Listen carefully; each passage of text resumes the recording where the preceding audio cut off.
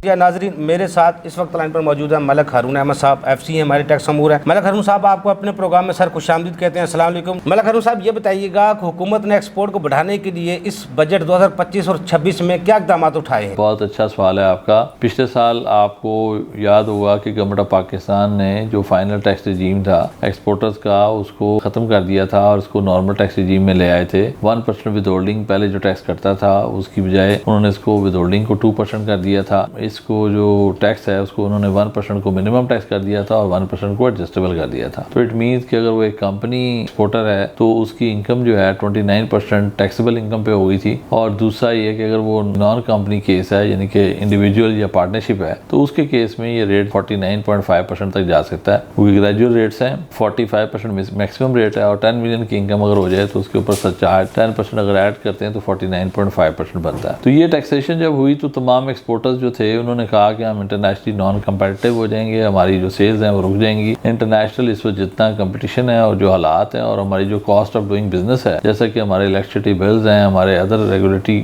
Cost हैं, तो उसकी एलिमेंट को होते हुए तो इन टैक्सेशन कॉस्ट को कम करना चाहिए और फाइनल टैक्स पे इसको रखना चाहिए। अगर हम चाहते हैं कि फॉरेन एक्सचेंज पाकिस्तान में आए और जॉब्स क्रिएट हों और इंटरनेशनल इन्वेस्टर पाकिस्तान में आए, तो इसके लिए बहुत ज़रूरी है। लेकिन जब बजट पास हुआ तो उसके अंदर कोई 1% भी इसमें रिडक्शन नहीं की गई और एक्सपोर्टर्स को शदीद मायूसी हुई है। पूरा एक साल वो पूरी एफर्ट करते रहे कि इसके ज़रिए वो इस काम में आगे बढ़ेंगे। इस कंट्री के अंदर आपने देखा कि जो लोग 10-10 फैक्ट्रियाँ लगाने जा रहे थे वो रुक गए थे पिछले साल में और वो सोच में पड़ गए थे कि हम आगे कैसे चलेंगे। तो इस मायूसी के आलम में मैं समझता हूँ कि बहुत ज़्यादा डाइवेस्टमेंट होगी, लोग यहाँ से निकलेंगे। इस कॉस्ट ऑफ डूइंग बिजनेस जितना हमारा बढ़ चुका है, उसके बाद इतनी हाई कॉस्ट होते हुए कोई बंदा बाहर की इंटरनेशनल बिजनेस को हासिल करने में नाकाम रहेगा और उसके लिए बड़ी मुश्किलात पैदा होंगी। यहाँ पे लेबर कम है, कम प्राइस पे है, लोग इसलिए यहाँ आते हैं, लेकिन इसका मतलब ये नहीं है कि वो टैक्स की मद में या इलेक्ट्रिसिटी बिलों की मद में वो सारा पैसा अपना लुटवा दें जो उनका मार्जिन है। तो इन्वेस्टर अपने प्रॉफिट्स के साथ चलता है। हम दुआ करते हैं कि ये कंट्री ऐसे हंसता बसता रहे, लेकिन गवर्नमेंट के इकदाम इसके लिए जो बेनिफिट्स देने चाहिए थे वो नहीं दे पा रही। मलक हारून साहब, ये भी बताइएगा कि सर्विसेज सेक्टर पे जो विद होल्डिंग टैक्सेस बढ़ाए गए हैं, अब सर्विसेज सेक्टर कितना मुतासर होगा? देखें यूबी साहब, बात यह है कि इनका जो टैक्स था पहले 9% या 11%, 9% कॉर्पोरेट पे था और 11% था नॉन कॉर्पोरेट पे, इसको बढ़ा के इन्होंने 15% कर दिया। तो पहली बात ये है कि आप अंदाजा लगाएं कि 15% को अगर वर्क बैक करें, 30% जो है ना प्रॉफिट होना चाहिए। इतना प्रॉफिट पाकिस्तान के अंदर कैसे मुमकिन है? यानी जो गवर्नमेंट जिस चीज़ को फोर्स ही कर रही है, इसको उन्होंने मिनिमम टैक्स कहा है। जो टैक्स विद होल्ड होगा मिनिमम टैक्स होगा और minimum tax in the case of individual and partnership that become 30%। और अगर हम नॉन कंपनी की बात करें तो उस केस में ये उससे भी बढ़ जाता है। तो इतनी हायर टैक्सेशन किसी भी दुनिया की कंट्री में नहीं है जिस तरह से की जा रही है। अब ये एक बंदा 15% ये टैक्स देगा, 16% स्टेट टैक्स देगा, तो इट बिकम्स लाइक 31%। और इसके अलावा जो टैक्सेशन है वो सेपरेट है। तो ये सर्विस सेक्टर में जितने लोग बिजनेस कर रहे थे, इंजीनियरिंग कंपनीज हैं, उसके अलावा दूसरी कंपनीज हैं, ये उनके साथ शदीद ज्यादती है। गवर्नमेंट को पहले ही कहा जा रहा था कि इस मिनिमम टैक्स रजीम को खत्म करें। अगर ये आज मिनिमम टैक्स रजीम की प्रोविजन को खत्म करते हैं तो इनके पास जो टैक्स रिटर्न्स आएंगी वो सब लॉसेस की होंगी और लोग इस वक्त जो हमारे यहाँ कॉस्ट ऑफ डूइंग बिजनेस हो चुका है, पता नहीं कैसे सर्वाइव कर रहे हैं। तो मेरी राय ये है कि इसको कम करना चाहिए। ये कंट्री की एक्सपेंशन या उसकी GDP को इंक्रीज करने के बजाय उसके अगेंस्ट जा रहा है। मलक हारून साहब, ये भी बताइएगा कि हुकूमत ने क्रिप्टो काउंसिल बनाई है, बजट में क्रिप्टो से हासिल होने वाली आमदन के हवाले से जो कवानीन बनाए गए हैं वो क्या है? यूबी साहब, ये बड़ा मजेदार सवाल है आपका। गवर्नमेंट ऑफ पाकिस्तान ने इस साल बहुत ज्यादा जबरदस्त इनिशिएटिव लिया। आज तक हम ये कहते रहे कि क्रिप्टो जो है इलीगल है, जिसका नोटिफिकेशन भी कोई नहीं था और पाकिस्तान के अंदर बच्चा जो है क्रिप्टो के अंदर इन्वेस्ट कर चुका है और हमारे यहाँ दुनिया का तीसरा बड़ा कंट्री है जहाँ पे क्रिप्टो के अंदर ट्रांजेक्शन हो रही हैं। तो इसके बावजूद यहाँ पे कोई लेजिस्लेशन नहीं थी। तो यहाँ डिसाइड हुआ जी पाकिस्तान क्रिप्टो काउंसिल बनेगी, पाकिस्तान खुद भी इसमें एंटर होगा और बड़ी दुनिया में तब्दीलियां आ जाएंगी, ये क्रिप्टो रिजर्व बनेगा। तो हम भी बड़े खुश थे कि बहुत कुछ होगा, तो उसके साथ लेजिस्लेशन भी आएगी। पूरे बजट में एक वर्ड भी क्रिप्टो काउंसिल, क्रिप्टो के हवाले से कुछ भी नहीं है। आज दुनिया की इंटरनेशनल इकोनॉमीज जो हैं उसके ऊपर डिफाइन कर रही हैं कि ये क्रिप्टो को कैसे हैंडल करना है, इसकी टैक्सेशन कैसे होगी, लेकिन हम उसको कुछ भी डिफाइन नहीं कर पाए। अब आप कैसे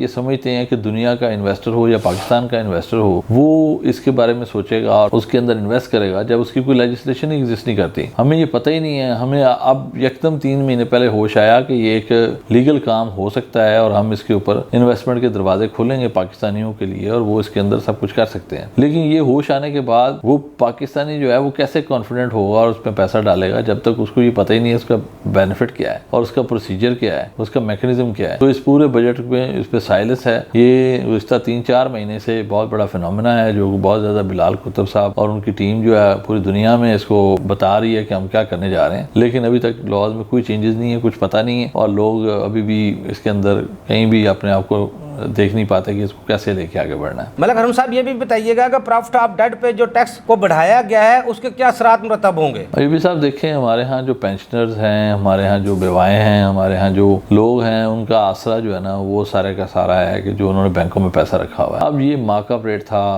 पिछले, आपको पता है मार्कअप रेट 26% चला गया तो लोगों को प्रॉफिट्स मिल रहे थे 20%, 21%। अब वो 20%, 21% बेवाओं को, पेंशनर्स का बहुत बड़ा सहारा था। अब गवर्नमेंट ने प्रॉफिट को कम किया, इस वक्त ये जो प्रॉफिट रेट है वो चला गया 10-12% पे। तो ये कम हो के उनका जो हालात हैं, आप अंदाज़ा लगाएं, एक शख्स जो कि 20%, 21% प्रॉफिट से अपने घर को चला रहा था और वो 10% पे चला गया है। हमारे यहाँ महंगाई कितनी है, उसके बाद वो आधे पैसे उसको मिल रहे हैं और उसमें से भी अब गवर्नमेंट ने अपना रेट ऑफ टैक्स जो है ना बढ़ा के 15 से 20% कर दिया है। तो नतीजा ये है कि आज जो हमारे ये पेंशनर्स हैं, जो बेवाएँ हैं, जो कि नहीं कमा सकते, जिनके पास पैसा है वो इसी सोर्स से आता है, उनको तनहा छोड़ दिया गया है, उनके साथ जो सलूक किया गया है, उनके घरों में जाके देखें किस तरह मुश्किलात से गुजर रहे हैं। तो मेरी राय में ये बहुत ज़्यादती है, इसको 15% पे रखना चाहिए था। हाँ, ये जो कदम उन्होंने उठाया कि इसको 5 मिलियन की लिमिट थी उसको उन्होंने ख़त्म कर दिया और उसको FTR में रहने दिया, तो ये ऐसे ही होना चाहिए, इसको इसी पे रखना चाहिए। तो मैं रिकमेंड करूँगा कि गवर्नमेंट अपनी ये जो प्रोविजन है, इसका रेट जो इंक्रीज़ किया उसको कम करे और जो फाइनेंस एक्ट आए उसमें ये रिस्टोर कर दिया जाए 15% पे। मलक हारून साहब ये भी बताइएगा कि इन एलिजिबल और सफिशिएंट सोर्स से हुकूमत क्या हासिल करना चाहती है। अयूबी साहब, ये बहुत कैसी ड्रास्टिक प्रोविजन है जो हमारी पूरी जो लैंडस्केप है इकोनॉमी की वो चेंज कर देगी और उसको तबाही के दाने पे ले आएगी। आप ये देखें कि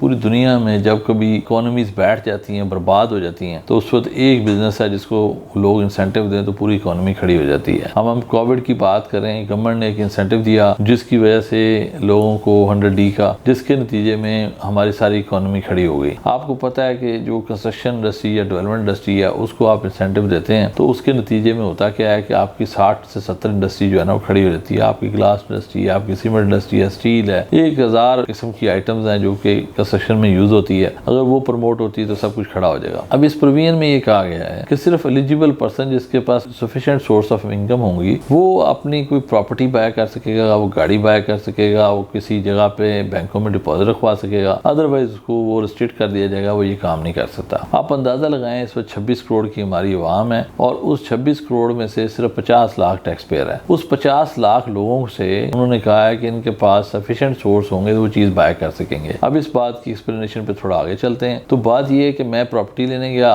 उन्होंने कहा है जी property sufficient source of income से मुराद ये है कि cash and cash equivalent, cash, gold, stocks, ये जो पड़े हैं इसकी वैल्यू के अगेंस्ट मुझे प्रॉपर्टी बाय करनी चाहिए। अब मेरी जो वेस्ट स्टेटमेंट है उसके अंदर मेरे पास कोई प्रॉपर्टी भी थी, मेरे पास कोई और एसेट्स भी हो सकते हैं, मैं उनको डिस्पोज ऑफ करके मैं कोई पुरानी प्रॉपर्टी बेचता हूँ, नई प्रॉपर्टी बाय कर लूंगा। वो कहते हैं नहीं, लास्ट रिटर्न में जो कैश एंड कैश इक्विवेलेंट है उसको फॉलो किया जाएगा, वो आपके सफिशिएंट सोर्स ऑफ इनकम है, आपकी टोटल वेल्थ नहीं है। पहली बात। दूसरी बात ये कि मैं जब भी प्रॉपर्टी कोई इंसान लेने जाता है, हमारा कल्चर ये है, हमारे पास पैसे कम हो जाए हम किससे गिफ्ट ले लेते हैं, हम किससे लोन ले लेते हैं, तो इसमें उसकी भी अलाउ नहीं किया गया कि आप उसकी बेस पे कर सकते हैं। तो नतीजा ये है कि जब मैं प्रॉपर्टी खरीदने जाऊंगा उस वक्त मुझे पहली बात तो पाकिस्तान के 26 करोड़ अवाम में से 25 करोड़ 50 लाख लोग तो ये प्रॉपर्टी खरीद ही नहीं सकते, अब ना गाड़ी खरीद सकते हैं, ना वो बैंकों में डिपॉजिट रख सकते हैं। इस प्रोविजन को अभी इन्फोर्स नहीं किया गया, ये अभी इसकी डेट आनी है। तो 25.5 करोड़ अवाम तो कुछ कर ही नहीं सकते। जो 50 लाख रह गए उनमें से जो खरीदने जाएंगे वो रह जाएंगे, समझ ले आधे लोग जाते हैं प्रॉपर्टी खरीदने, एक एग्जम्पशन लेते हैं, साल में 25 लाख लोग प्रॉपर्टी लेने जाते हैं। उनका केस टैक्स ऑफिसर के पास जाएगा, वो देखेगा कि इसके पास सफिशिएंट सोर्स ऑफ इनकम है। अब उस ऑफिसर के साथ उसकी पूरी नेगोशिएशन होंगी, फिर तय होगा जी ये लेना है या नहीं लेना, और उसके बाद वो शख्स जाके वो प्रॉपर्टी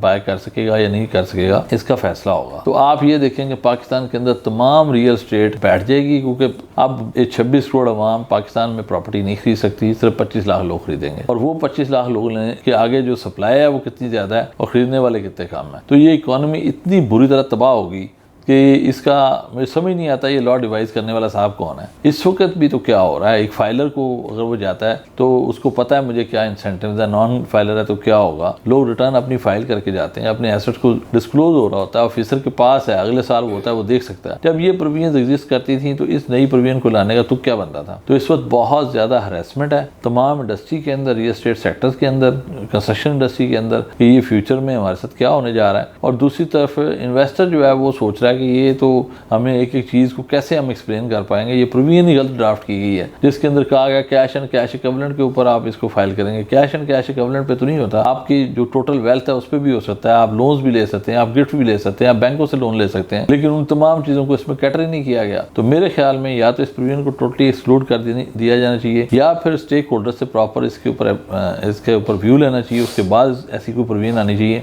और इसकी ड्राफ्टिंग टोटली चेंज होनी चाहिए। ये मेरे इस पे पॉइंट ऑफ व्यू है। मलक हारून साहब, आखिर में ये भी बताइएगा कि मौजूदा जंगी हालात में हुकूमत इन्वेस्टर और सरमायाकारों को राग़ब करने के लिए क्या मुराद दे सकती है। बात यह है यूबी साहब, पूरी दुनिया में इन्वेस्टर्स को लाने के लिए पहले तो वो उस कंट्री की इकॉनमी के हालात को देखते हैं। हमारे यहाँ प्रॉब्लम ये है कि हमारे यहाँ रिपार्टीशन ऑफ प्रॉफिट्स जो है ना, उसका पाकिस्तान के पास डॉलर्स नहीं है, जिसकी वजह से बाहर पैसे भेजना बहुत बड़ा इशू है। नतीजा ये कि वो जो इन्वेस्टर पाकिस्तान में पहले आ चुका है वो ना अपना इन्वेस्टमेंट बाहर ले जाने में उसको मुश्किलात का सामना है, दूसरी तरफ उसको जो उसका कैपिटल गेन है वो ले जाने में सामना है, डिविडेंड्स हैं, तो वो लोग बहुत प्रॉब्लम फेस कर रहे हैं। तो गवर्नमेंट को इस मामले के अंदर बड़ा इसको स्ट्रीमलाइन करना चाहिए। इन्वेस्टर को कॉन्फिडेंस हो कि जो पैसा यहाँ आएगा वो उसको वापस ले जाना चाहिए। अगर वो रिपार्टिएबल इन्वेस्टमेंट के तौर पर रजिस्टर्ड है तो वो पैसा बाद जाएगा। नंबर 2 ये है, पाकिस्तान के अंदर उन्होंने स्पेशल इकोनॉमिक जोन्स इंट्रोड्यूस करवाए थे, स्पेशल टेक्नोलॉजी जोन इंट्रोड्यूस करवाए थे। ये ऐसी चीज़ें हैं जिसको हम लोगों को बता सकते हैं कि 10 ईयर की टैक्स एग्जम्पशन है और हम उसको यूज़ कर सकते हैं। इसके साथ जैसे श्रीलंका में छोटे छोटे कंट्रीज ने किया कि ऑफशोर कंपनीज बनाने की इजाज़त दे दी। नतीजा ये कि वो कंपनीज जो है पाकिस्तान में काम नहीं कर रहे, लेकिन वो लाइसेंस्ड इन पाकिस्तान होंगे और वो इंटरनेशनल बिजनेस करेंगे और पाकिस्तान में सिर्फ बैंकिंग को यूज़ करेंगे। तो ये एक बड़ा अच्छा कॉन्सेप्ट है। इसके ऊपर अगर आप लेके आते हैं तो इन कंट्रीज में, जैसे यूएई का मॉडल है, आप अदर कंट्रीज में देखते हैं तो वहाँ पे वो लाइसेंसिंग कॉस्ट या रजिस्ट्रेशन कॉस्ट जो है उससे जो कंपनीज हैं वो जो कंट्री है वो अर्न कर रहा होता है। तो इंटरनेशनल कंट्रीज जो है, इंटरनेशनल इन्वेस्टर्स जो हैं वो यहाँ पे अपनी कंपनी रजिस्टर करवा के इंटरनेशनली बिजनेस करें, उनको ये इजाज़त दी जाए तो इससे बहुत ज़्यादा फ़ायदा हो सकता है। और वो जब इस कंट्री की रेगुलेशन एडमिनिस्ट्रेशन के साथ एक रिलेशनशिप बनाएंगे तो उससे वो बहुत कुछ अर्न कर सकते हैं। इसी तरह जैसे गवर्नमेंट अभी मिनरल डिपॉजिट्स इनके ऊपर बहुत काम कर रही है, उसमें यह है कि मिनरल डिपॉजिट्स के अंदर हमारे यहाँ बहुत अपॉर्चुनिटीज़ हैं, जो इंसेंटिव्स हैं वो इंट्रोड्यूस करवाए जाएँ। लोग इसमें बहुत इंटरेस्टेड है, इंटरनेशनल कम्युनिटी है वो इसमें बहुत इंटरेस्ट रखती है, तो उसके अंदर आप इंसेंटिव्स देखें। तो ये कुछ इक़दाम हैं, इनको अगर किया जाए। और टैक्स रेट्स मैं फिर कहूँगा, जो स्टडीज़ हैं वो ये शो करती हैं कि जब आप टैक्स रेट्स को कम करते हैं तो आपकी रेवेन्यू कलेक्शन बढ़ती है, बजाय कि वो कम होने के वो बढ़ती है। लोग अपना डेक्लेरेशन को बेहतर करते हैं और उसके अंदर आपकी टैक्स कलेक्शन को इम्प्रूवमेंट आती है। हमारे यहाँ टैक्स कलेक्शन जिस तरह टैक्स रेट्स को बढ़ाया गया है तो लोग, ये कैश बेस इकोनॉमी बन जाएगी, सारे लोग कैश पे काम करेंगे, बैंकिंग जो हम डॉक्यूमेंटेशन चाह रहे हैं वो भी नहीं हासिल हो पाएगी और लोग जो है टैक्स अवॉइडेंस के ऊपर फोकस होंगे, चोर बाजारी होगी जो अच्छी बात नहीं है। और गवर्नमेंट को अगर चाहिए तो इन टैक्स रेट्स को कम करें, एक रियलिस्टिक चीज़ लेवल पे लेके आए। बहुत शुक्रिया मलक हारून साहब, आपने हमें टाइम दिया। नाज़रीन, हमारे एक्सपर्ट की आपने गुफ्तगू सुनी। इंटरनेशनल कम्युनिटी को पाकिस्तान की तरफ राग़ब करने के लिए, इन्वेस्टमेंट के लिए, सरमायाकारी के लिए आपको टैक्स के रेट कम करना पड़ेंगे, ऐसा माहौल पैदा करना पड़ेगा ताकि वो जब चाहे अपने पैसे को बाहर ले जा सकते हैं। और टैक्स बेस को बढ़ाने के लिए और मौजूदा टैक्स पेयर पर बोझ कम करने के लिए FBR को इन्फोर्समेंट का साल इसको देखना चाहिए, 2025-26 को इन्फोर्समेंट करनी चाहिए ताकि ज़्यादा से ज़्यादा टैक्स लोग टैक्स नेट में आए, टैक्स अदा करें, पाकिस्तान भी तरक्की करे, ये कौम को भी कुछ रिलीफ मिले। अगले प्रोग्राम तक के लिए अफजल भी को इजाज़त दीजिए। अल्लाह हाफ़िज़। पाकिस्तान जिंदाबाद। देखिए प्रोग्राम टैक्स और अफजल अयूबी के साथ।